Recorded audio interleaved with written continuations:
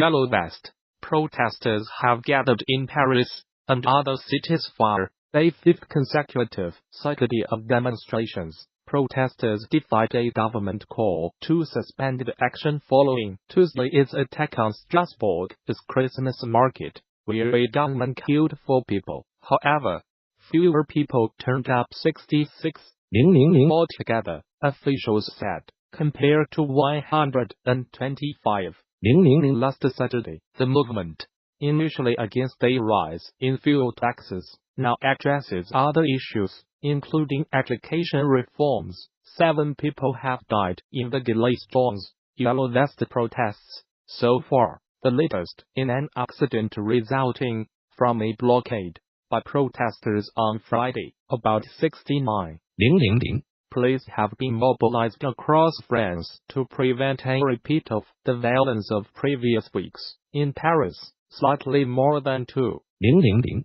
took to the streets on a cold and rainy day, compared to 10,000 last week. Police stopped and questioned 168 people in the capital, detaining 115. Scuffles broke out on the Champs-Élysées several times during the day, with police using tear gas and water cannon. However, as night fell, the iconic boulevard was reopened to traffic. 7 people were injured. Some museums were closed, but both the Louvre and the Eiffel Tower remained open. In Bordeaux, more than 400 protesters took to the streets. Police had to use water cannon to disperse them. A similar number protested in Toulouse. In Nantes, some 100 protesters saw rounds of tear gas fired at them.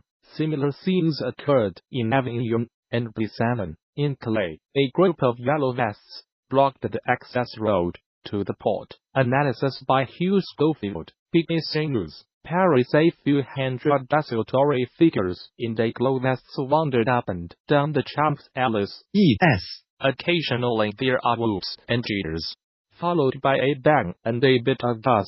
A group of protesters have got too close to a police cordon, and a show of force pushes them back. The mini panic lasts about 15 seconds. That is about the extent of the 5th Yellow Vest demonstration, which confirms the downward trend of last Saturday. Maybe the troublemakers will enter the game like they did last week, but it cannot be on the same scale, because today there simply are not enough bona fide protesters out to give them cover.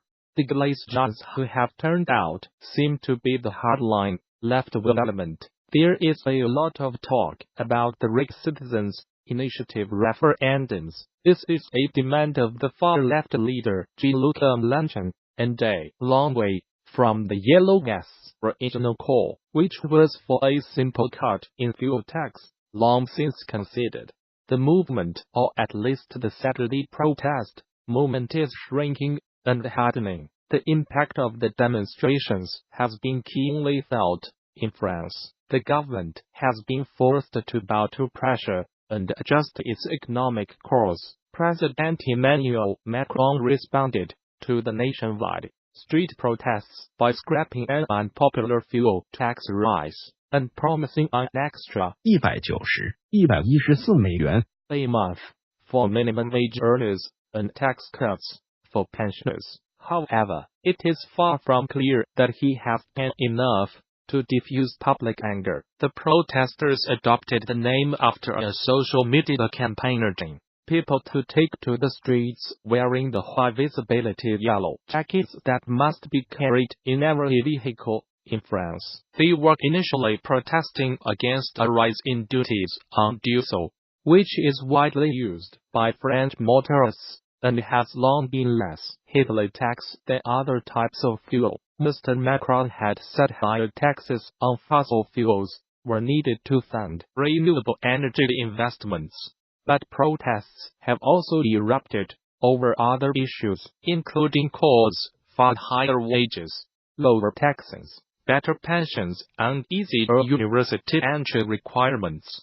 The movement is calling to highlight the economic frustration and political distress of poor working families, has widespread support. parents of a teenage boy who took his own life have complained after their Catholic priest criticized him at the funeral for killing himself. Father Don Locke died in the service, questioned whether Mr Mulvaney 18. would enter heaven, horrifying his parents and the family. The Archdiocese of Detroit have relieved Father Locke from funeral duties, but the family want him fired. Catholicism has traditionally taught that suicide is an unforgivable sin. Only recently have the Church said that extreme psychological stress could mean forgiveness for those who take their own lives. Mason, from Temperance, Michigan, took his own life on 5 December. His parents Jeff and Linda Halliburger sought the help of their priest, Father Locke.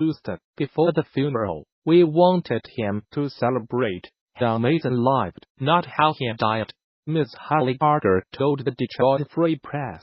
But the priest used the service at Our Lady of Mount Carmel Catholic Church to attack their child. He was up there condemning our son, pretty much calling him a sinner. Mr. Halliburger said he wondered if he had repented enough to make it to heaven. He said suicide upwards of 6 times. The appearance at the funeral, against their wishes of their son, is football coach, who reportedly bullied Mason and his brothers, added to their pain. A statement released by the Archdiocese of Detroit said Father Locke would not preach at funerals for the foreseeable future, and apologized for what happened, but the family want him removed from his post to stop him upsetting others. We are afraid that, like the Catholic churches, they will send him off and he will do it to somebody else. Mr. Halliburger said, if you have been affected by any of the issues in this article, there is help available. You can contact the Samaritans on 116 123 in the UK and the Republic of Ireland, and if you live in Northern Ireland, you can call Lifeline, a 24-hour helpline on 1800 and 8800 and 880. Here is a list of organizations that may be able to help at BBC. Code UK Action Line. As Interior Secretary Ryan Zinke is leaving his post at the end of the year, President Donald Trump says, in the latest high-profile departure from his administration. In a tweet, President Trump thanked Mr. Zinke for his service, saying he had achieved much during his tenure. He said he would appoint a new Interior Secretary next week.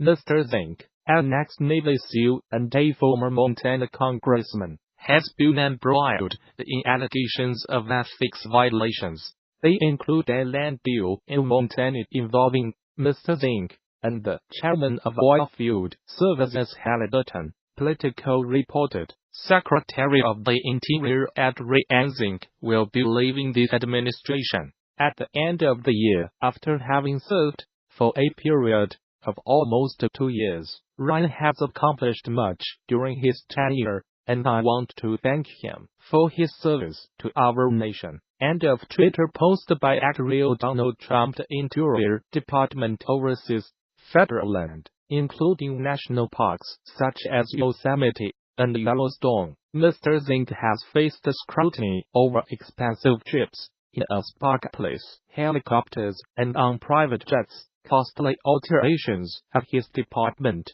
also came in for criticism, including reports that 3 sets of double doors in his office were being upgraded at a cost of nearly $139,000,000.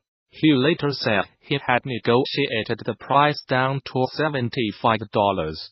The New York Times has also published a guide to the investigations into Mr. Zinke. According to the newspaper, he is facing scrutiny for blocking a Native American casino expansion after meetings with lobbyists opposing the plan, and for possible breaches of the Hatch Act, which stops federal employees from influencing elections by using their office. Mr. Zinke has promoted oil drilling and coal mining, and worked to roll back environmental protections brought in under President Obama. Chuck Schumer, the Senate's most senior Democrat, was blunt in his condemnation. The swamp cabinet will be a little less foul without him, he tweeted. Ryan Zinke was one of the most toxic members of the cabinet in the way he treated our environment, our precious public lands, and the way he treated the govt like it was his personal honeypot.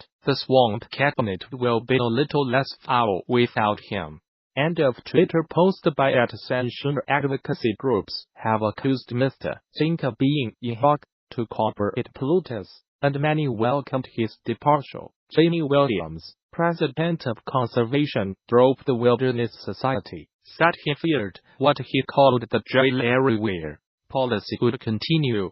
He said, "Unfortunately, even with Secretary Zinke out,